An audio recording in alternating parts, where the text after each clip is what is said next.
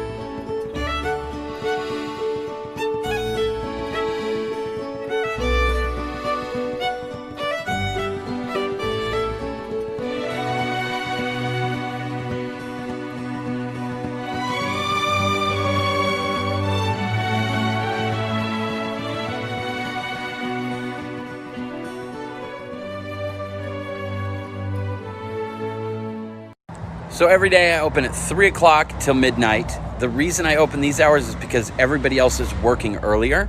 So this is what I do to get started. 3 to midnight is because when I opened up earlier in the day, everybody was working. And everybody would complain that later on in the evening, stores would be closing before they had a chance to get off work. So I come in and I just kind of make sure that the shop is organized. I don't make sure it's picture perfect, as you can see over here. I do have some projects going on, so it's a little messy. But the rest of the shop is mostly clean except for a few things I'm going to put away, like these cards. I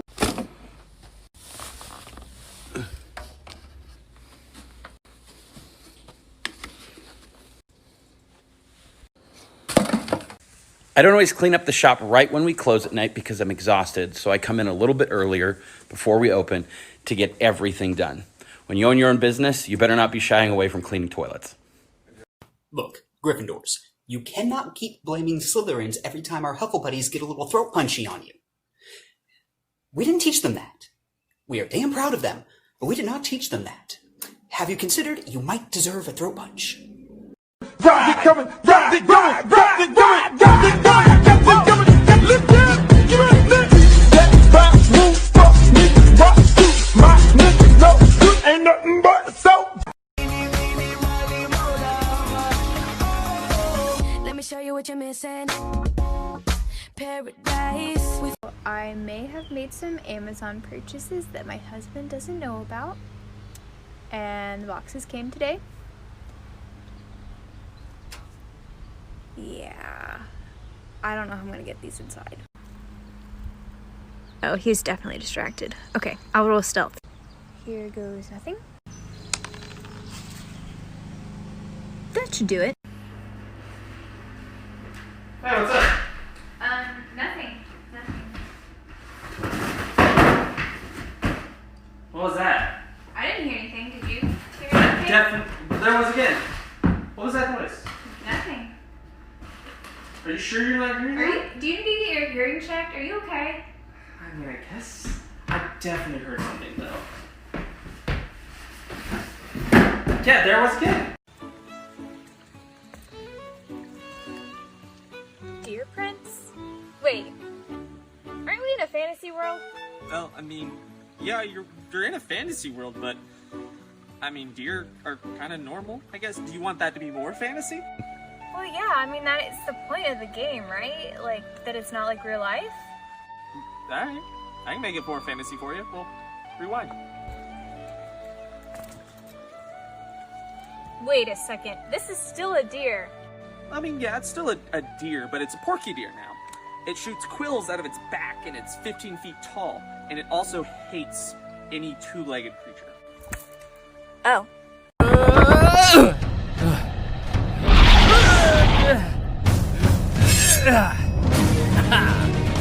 Seduce.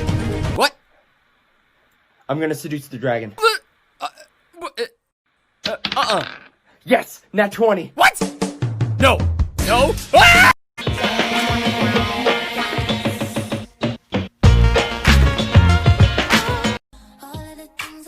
Is it dateable? Can you have a conversation with this monster? Can you bring it to Applebee's? Can this monster get it? Did you know that people with guilty consciences are more easily startled by loud noises? I'm sorry, I don't know why that went off. Anyway, just an interesting science fact. Jotaro! Dear! Ho! 向かってくる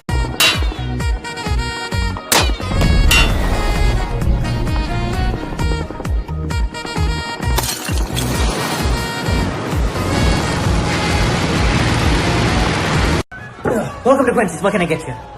One coffee? Coming up. Refills and health potions? Gotcha. Holy water? Amethyst shard? And a bard's whistle. Be safe out there. Coffee's on its way, I promise. Thank you.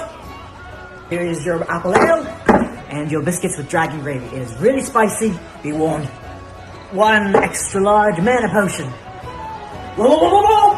Put the chair down. Ha! Your 3 health potions. You be safe out there. And that's 1 coffee for you. Thank you for your patience. Enjoy. Hi, is this who I would call to speak to about the Knights Templar?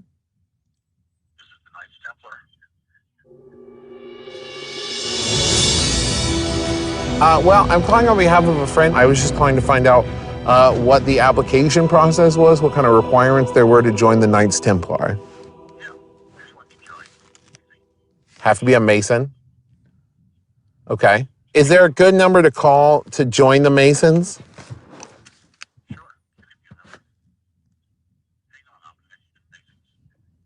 Okay, great, thank you. This is just a phone number you can call.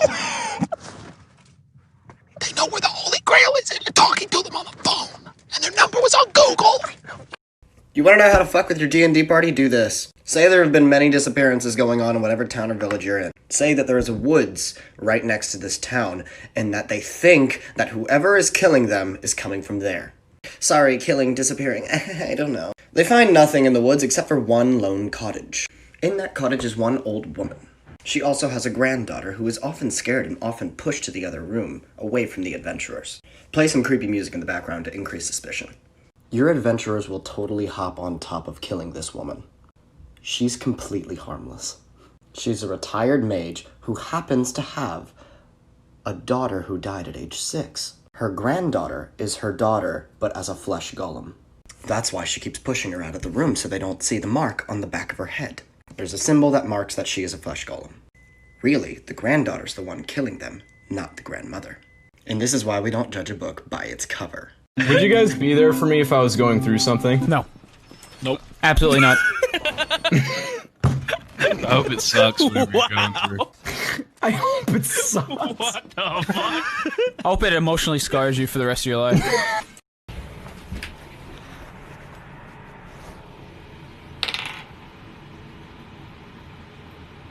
Son of a...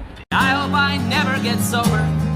And I hope when you think of me years down the line, you can't find one good thing to say. And I'd hope that if I found the strength to walk out, you'd stay the hell out of my way. I am drowning. You want me to help, Rose? No, thank you. No, thank you. What do you want me to do? What about yourself? What about yourself? Have you ever wanted to pass secret notes to your friends or maybe hide a message within a drawing that you do? Well, today you can, because I'm going to teach you how to write in AlienScript. AlienScript, spelled with an E, not an A, is based around these 3 tic-tac-toe grids. All you have to do is write the letters in the English alphabet from bottom to top, left to right, like you see here. To draw characters from the first grid, all you have to do is draw the lines that they touch. So for example, F touches lines on the left, right, and bottom, therefore F would be drawn like that. Characters from the middle grid are drawn the same way, except one of the lines are extended. So for example, R could be drawn like this or like this. Characters from the final grid are drawn like characters from the middle grid, except you add a dot. Like for example, this would be X. The important thing about Alien is that it's a matter of structure, not shape. For example, the letter Z could be drawn like that, but you can also make the tail go into a different direction or add more curvature.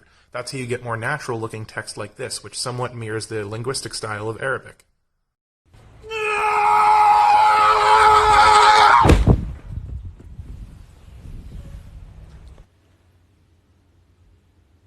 Oh.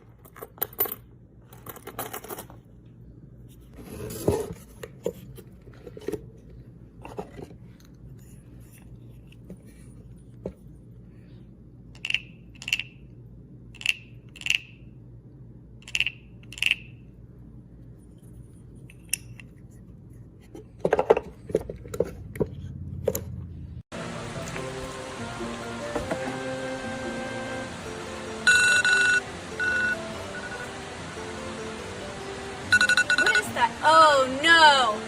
I'm so sorry, it's my mom, I have to take it.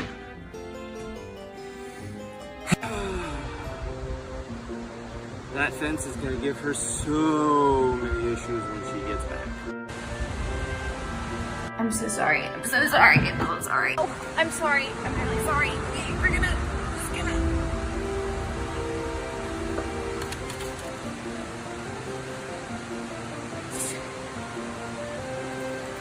What is so hard about this gate?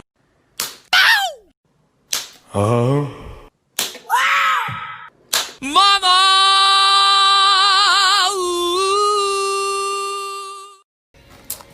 Alice, I'm gonna need you to make a Constitution saving throw. 18. I guess the hickeys I'm gonna give you tonight won't be too visible then.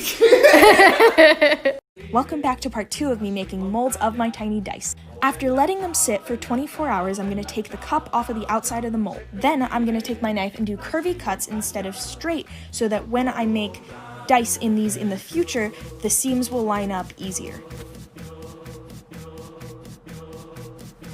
And the D4 has been freed. And here's how they came out. I love these. These came out great. And I'm going to be making a brand new set of tiny dice in my next video, so come back for part 3.